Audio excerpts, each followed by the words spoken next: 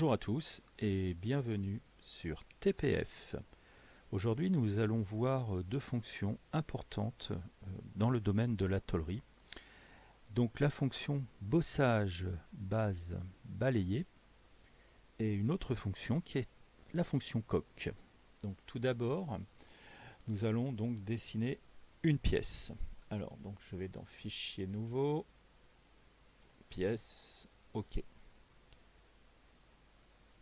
Je vais choisir donc de travailler sur un plan de face. Donc, plan de face, esquisse.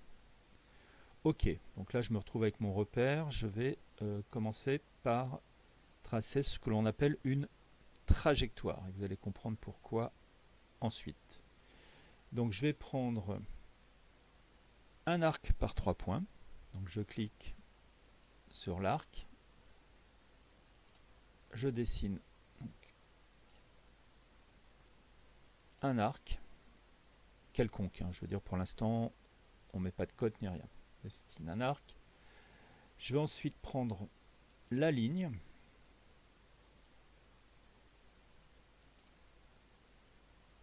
Voilà. Et je vais terminer par un arc.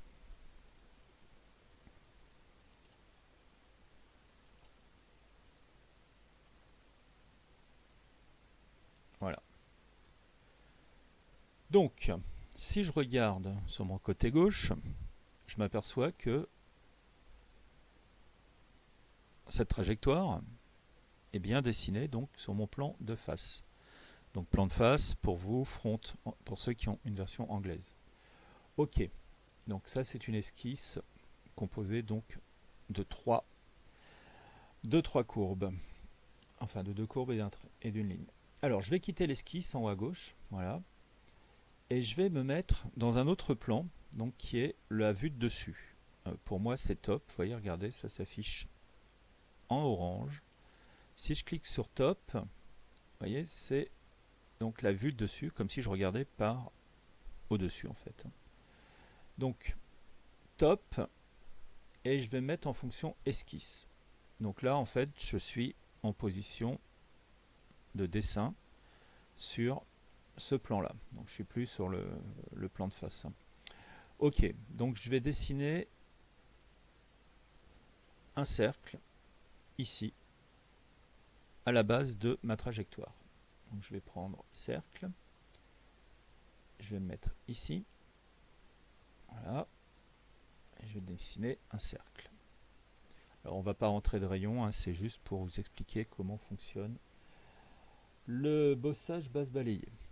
Donc là pour l'instant tout est ok, j'ai fait mon cercle, je valide, et j'ai donc un cercle ici là, dans ce plan, et j'ai donc ma trajectoire dans l'autre plan. Donc je vais choisir en fonction le bossage base balayé, donc je clique dessus, voilà, donc j'ai une fenêtre qui s'ouvre ici. Dans la première fenêtre à renseigner, il me demande quel est le profil. Je vais cliquer donc sur mon cercle. Dans la deuxième fenêtre, il me demande donc la trajectoire. Donc en fait, la trajectoire, ça veut dire quoi? Ça veut dire que le profil va suivre exactement la trajectoire que j'ai dessinée au préalable. Donc je vais choisir cette trajectoire. Et là, je viens d'obtenir donc une forme, enfin une forme, on peut dire c'est plein. Ça pourrait ressembler donc à 3 pièces de chaudronnerie qu'on aurait assemblées. Donc pour l'instant, on part sur ce principe. On valide, et là, on s'aperçoit que c'est plein à l'intérieur. Vous voyez, ça ne ressemble pas du tout à de la tôle. Et pour cela, on va utiliser donc la fonction coque, qui est ici. Enlève du matériau dans un corps. Donc, comme c'est écrit, c'est très simple, ça enlève de la matière à l'intérieur d'un corps. Donc on va partir du principe qu'on va vouloir enlever la matière ici pour former donc en fait une tôle extérieure. Donc je vais cliquer sur coque Voilà. Il me demande ici quelle est l'épaisseur. On va mettre une épaisseur de 1 mm. D'accord. Donc je rentre 1 au clavier. Ensuite, fenêtre, il me demande face à enlever. Alors, là vous êtes d'accord avec moi, on a une face ici et on a une face ici. Alors, là, face à enlever, vous voyez, il y a un S à face. Donc je vais cliquer d'abord sur cette face.